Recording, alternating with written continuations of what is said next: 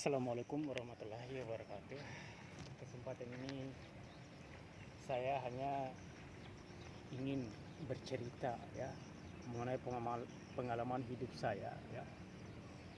Pengalaman hidup yang begitu luar biasa ya. Ada suka dukanya tentu saja. Pengalaman yang ingin saya ceritakan adalah terkait kenapa saya membuat pilihan-pilihan dalam hidup saya sendiri. Tahukah saudara bahwa kita memang dituntut untuk selalu membuat pilihan ya. Terkadang pilihan itu sangat menentukan arah masa depan kita.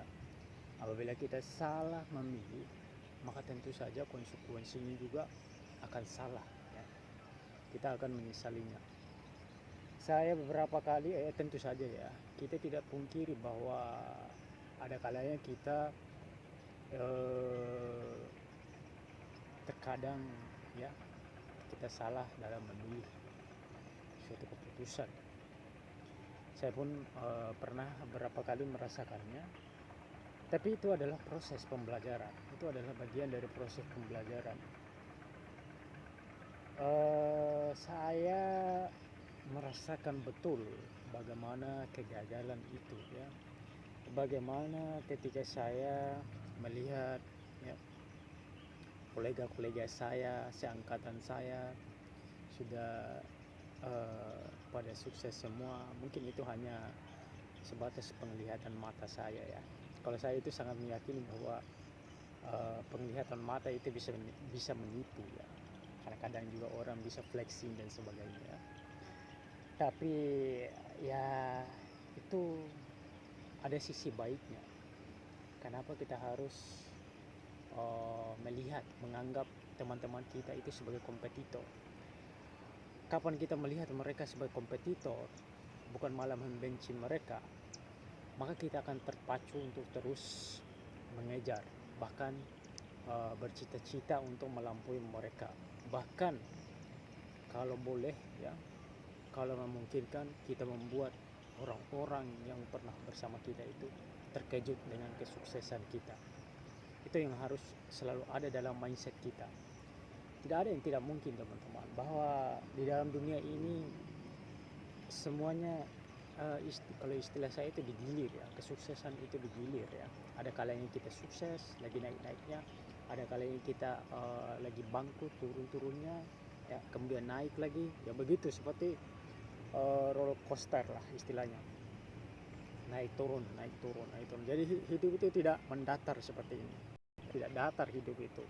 Hidup itu ada tantangannya, ada kalanya kita sukses, ada kalanya kita gagal, ada kalanya kita berhasil. Dan pencapaian-pencapaian itu merupakan bukan sesuatu yang bisa bilang bukan sesuatu yang momentum, tapi memang kita sudah mengerjakan sesuatu ya. Kapan kita sudah mengerjakan sesuatu, maka hasilnya bisa sesuai ekspektasi, bisa juga tidak sesuai ekspektasi. Itu hal lumrah. Maka dari itu teman-teman, berdasarkan pengalaman saya, teman-teman jangan khawatir, jangan terlalu risau kalau teman-teman saat ini masih berada di level, istilahnya level terendah ya, dibanding teman-teman kita yang lainnya ya, yang sudah pada sukses, yang sudah S2, mungkin kita masih S1, mereka sudah S2, S3, sudah menjadi dosen di mana-mana, diundang dan sebagainya. Sementara kita masih terkungkung ya di tempat kita, di tempat yang terkutuk lah istilahnya. Kalau kita misalnya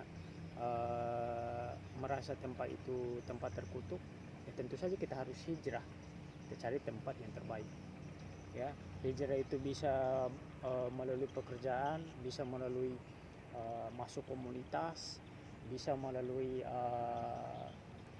peluang-peluang lain ya, yang bisa mengangkat derajat kita. Ada banyak pilihan yang bisa kita pilih saat ini. Adapun tekanan teman-teman, tekanan dari eksternal itu sebetulnya lebih luar biasa dahsyatnya daripada tekanan dari internal kita sendiri. Di saat kita merasa nyaman dengan kehidupan kita sekarang, ternyata di kehidupan lain ya, orang-orang di luar kita itu menginginkan kita lebih, ya. Dan kita pun berpandangan bahwa ternyata ada yang lebih baik dari saya, ya. Jadi saya harus seperti dia. Kalau seperti itu terus cara pandangnya, maka kita tidak bisa benar-benar menikmati hal-hal sederhana. Padahal untuk menikmati hidup itu kita bisa dulu menikmati hal-hal yang kecil, hal-hal yang sederhana. Kalau menurut pengalaman saya, kapan kita tidak menghargai kehidupan kita saat ini, pencapaian-pencapaian kecil kita, maka di saat kita mencapai hal-hal yang besar pun kita merasa biasa saja, padahal itu hal yang wajib disyukuri. Saat ini pun saya alhamdulillahnya masih bisa makan saja, itu luar biasa, ya. Tapi tentu saja dalam pikiran saya itu saya meyakini satu hal, bahwa saya dilahirkan ke dunia ini oleh ibu saya, diciptakan oleh Allah Subhanahu wa taala ke dunia ini, pasti ada tujuan yang besar, bukan tujuan hanya untuk mengenyangkan perut saya sendiri, untuk hanya peduli pada diri tubuh saya sendiri. Saya harus peduli juga dengan keluarga saya, orang-orang terdekat saya. Itulah hidup yang bermakna, ya. Setidaknya ada satu atau dua orang yang bisa kita tolong, ya. Tidak perlu terlalu besar, dengan uang yang banyak, sekemampuan. Kalau kita mampunya misalnya 100.000 kita kasih, kalau kita mampu 1 juta kita kasih. Tapi kapan kita sudah mampu memberikan sesuatu yang besar, maka bisa juga kita berikan yang besar, ya. Karena kebaikan itu terkadang memang harus dipaksakan, ya teman-teman, harus dipaksakan. Kenapa? Karena kadang kita itu merasa saya capek-capek kerja, saya capek-capek cari uang, sementara kamu hanya menikmati. Itu pandangan yang primitif sekali kalau menurut saya, ya. Karena kita di dunia ini istilahnya saling bahu membahu lah, saling mendorong, saling mensupport, ya, agar yang lain juga bisa sukses. Karena kalau kita biarkan orang-orang misalnya yang masih kesulitan dan sebagainya, kita biarkan terus seperti itu, mereka akan terus menjadi beban bagi orang lain, ya. Jadi sebisa mungkin kita menjadi penyebab juga, ya. Saya selalu di setiap kesempatan di dalam doa saya selalu memanjatkan doa bahwa jadikan saya ini penyebab atau pemutus kemiskinan dalam keluarga ini. Jadi kalau misalnya dalam keluarga kita itu miskin semua, ya kita berdoa saja semoga saya adalah orangnya, ya, orang yang dipilih untuk memutus kemiskinan, rantai kemiskinan dalam keluarga ini. Karena kapan satu orang saja yang sudah sukses dalam satu keluarga itu bisa memutus rantai kemiskinan itu, teman-teman. Karena kenapa? Misalnya saya sukses, sementara adik-adik saya yang lain masih gagal semua, masih miskin semua, tidak punya uang bahkan untuk menempuh pendidikan tinggi, mereka sangat kesusahan. Kalau kita bisa membantu dia untuk berpendidikan tinggi, dia sukses, kemudian membantu lagi yang lain. Seperti itulah seharusnya.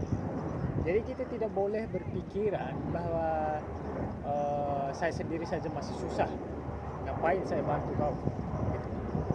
Kepada keluarga kita itu kita harus bicaranya bukan utang-utang, tapi tolong menolong, ya, tolong menolong. Itu amal yang betul-betul abadi, ya, dibanding kita hanya berpikir bahwa saya bantu kau ini adalah hutang, ya, bukan sesuatu yang cuma-cuma, ya. Kita bantu orang itu sebetulnya tidak cuma-cuma, teman-teman. Kan kita mau ganjaran pahala, gitu kan. Kalau sudah diberikan pahala, ya ikhlas saja, gitu. Kita ikhlas saja sekemampuan kita saja. Misalnya saya sendiri pun, teman-teman, kalau saya mampu 100-200, saya tetap kasih itu, meskipun berat sekali, ya. Ketika kita itu dalam keadaan miskin, ya, kita sendiri miskin, ya kita istilahnya berat sekali membantu orang lain, ya, gitu. tapi saya tetap paksakan. Kebaikan itu harus dipaksakan, ya. Kikir pelit itu tidak boleh kita masukkan ke dalam pikiran kita. Kita harus menjadi orang baik, itu saja mungkin, ya. Karena saya juga diajarkan bahwa semakin kita memberi semakin kita menerima, ya. Amalkan saja itu, ya. Yakini saja, ya. Yakini saja bahwa semakin kita memberi semakin kita berlimpah, ya. Berlimpah harta, berlimpah kebaikan, berlimpah kasih sayang, karena hanya orang yang memberi yang dicintai, teman-teman. Kapan kita hanya meminta, ya orang juga akan merasa enggan bertemu dengan kita. Di harapan saya sih teman-teman semuanya bisalah, ya, lebih dari sekarang, bisa lebih dari sekarang, berpikir, ya. Saya pun saat ini masih terus berpikir bagaimana caranya saya keluar dari tempat ini, ya. Saya masuk dari tempat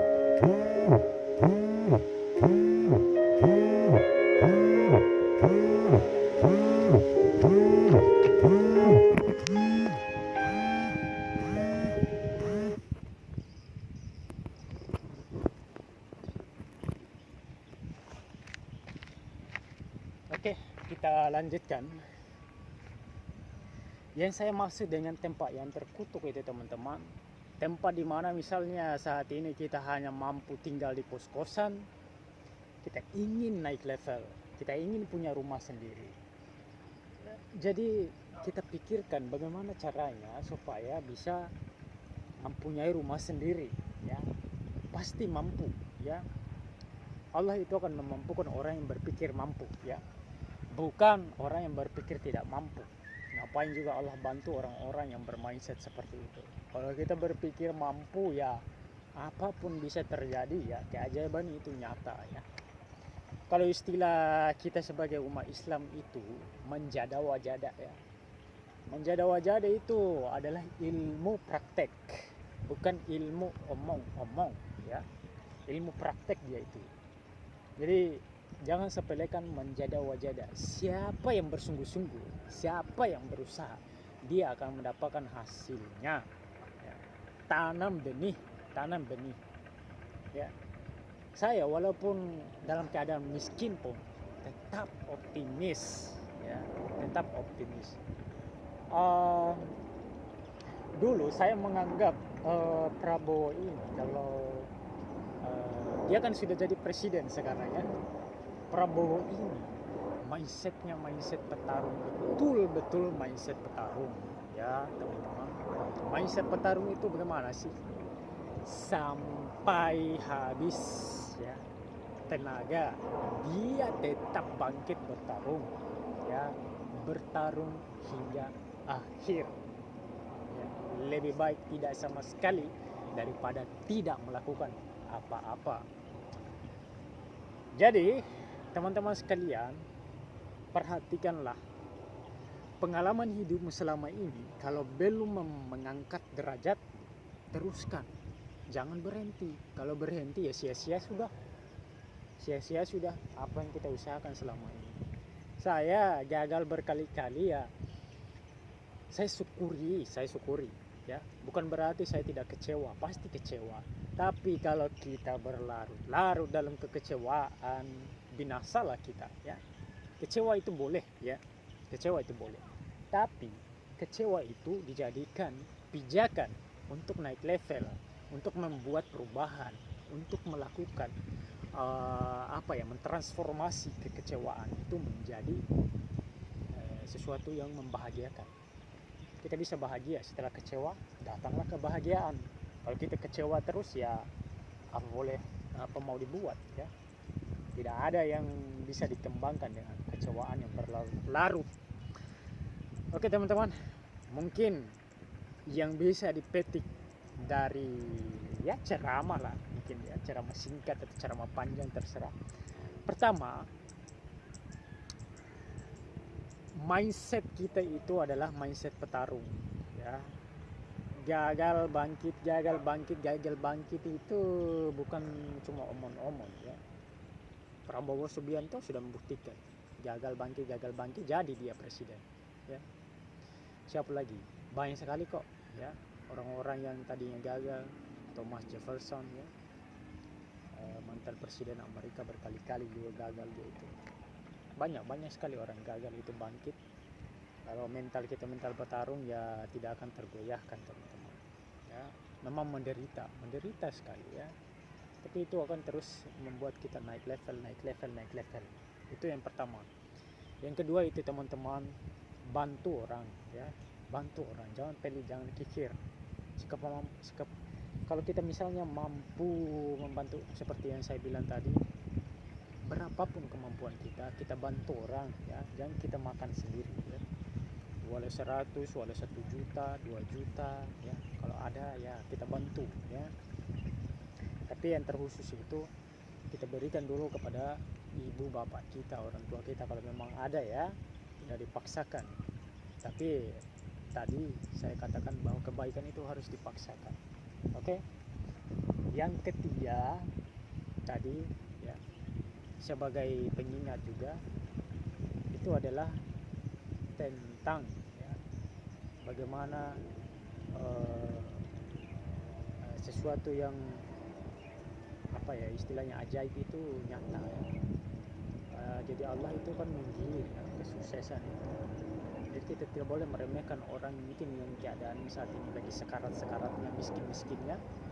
Ayo tidak jadi nih orang, tidak boleh kita justice seperti itu. Kita harus mengatakan bahwa meyakini bahwa setiap orang diberi kesempatan untuk sukses. Itu 3 ya. Di 3 ini mau diamalkan. Terima kasih. Wassalamualaikum warahmatullahi wabarakatuh.